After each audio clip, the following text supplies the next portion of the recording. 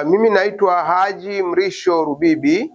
Mimi ni mwenyekiti wa Jumuiya ya Wataalamu wa Kiislamu Tanzania, yani Tanzania Muslim Professionals Association au kwa kifupi TAMPRO, na katika mkutano huu nimehudhuria kama mjumbe nikiwa naiwakilisha taasisi ya TAMPRO. Leo hii nimekuja kushiriki katika mkutano huu, mkutano mkuu na mkutano wa uchaguzi wa Baraza Kuu la Jumuiya ya Taasisi za Kiislamu Tanzania.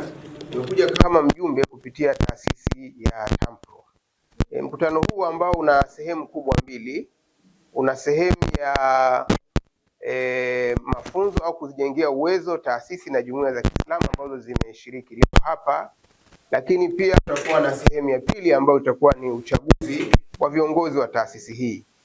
Sasa mimi kama mjumbe ambaye ninashiriki katika mkutano huu, jambo la mwanzo tunatoa pongezi kwa maana ya kwamba mafunzo ambayo yameendeshwa katika siku hii ya mwanzo ni mafunzo yenye tija kwa taasisi hizi, yatazisaidia taasisi kuwa na ufanisi kwa sababu yanazingatia changamoto kubwa ambazo zinazikabili taasisi hizi. Kwa mfano, tunajua taasisi zetu nyingi zinakabiliwa na changamoto ya kuwa na rasilimali fedha, zina changamoto za rasilimali watu, zina changamoto za vitendea kazi, miundombinu na kadhalika. Sasa mafunzo haya pamoja na mambo mengine yanazisaidia, yanazijengea uwezo hizi taasisi kuangalia namna gani wanaweza wakazitatua hizi changamoto.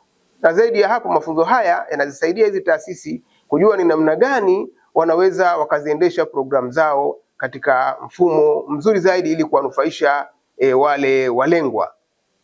Sasa hii ilikuwa ni sehemu ya kwanza, lakini kesho kutakuwa na mkutano mkuu wa uchaguzi, na kama ilivyo taasisi yoyote imara na madhubuti huwa ina mifumo mizuri ya utawala bora.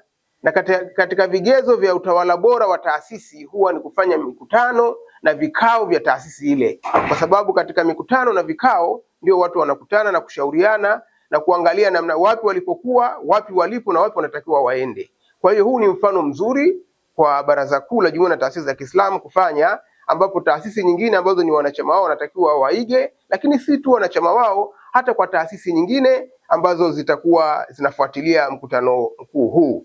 Na jingine ambalo labda nilieleze kwamba katika taasisi zetu kuna changamoto pia ya migogoro na misuguano ya hapa na pale. Ndugu zangu, jambo ambalo tunatoa kama wito kwamba hii haina afya kwa uendelezaji wa taasisi na utoaji wa huduma za kijamii. Watu wote waliokaa pamoja hata katika ngazi ya familia huwa wanapishana. Sasa haiwezekani kwamba watu mkipishana kidogo mnaanzisha migogoro, mnaanzisha misuguano na vurugu zisizokuwa na msingi. Tunachosema ni kwamba pale ambapo panakuwa na sintofahamu au kuna mambo ambayo hayaendi sawa sawa, ni vizuri watu wakakaa katika vikao vya ndani au hata katika mikutano kama hii na kushauriana na mawazo vizuri tu bila shutuma wala kuanzisha fujo, kuelezana ni mambo gani ambayo wanaona hayaendi sawa sawa na hivyo kubadilisha, kwa sababu ndugu zangu, hizi kazi watu wanazifanya kwa ajili ya kuihudumia jamii, lakini pia kupata radhi za Mwenyezi Mungu, sio kwa sababu ya kufanya kwa maslahi binafsi. Na kwa hivyo migogoro na mivutano na misuguano ndani ya taasisi haileti tija na si mizuri sana katika maendeleo ya taasisi zetu. Asanteni sana. Naam, kwa majina yako na cheo chako tunaomba urudie.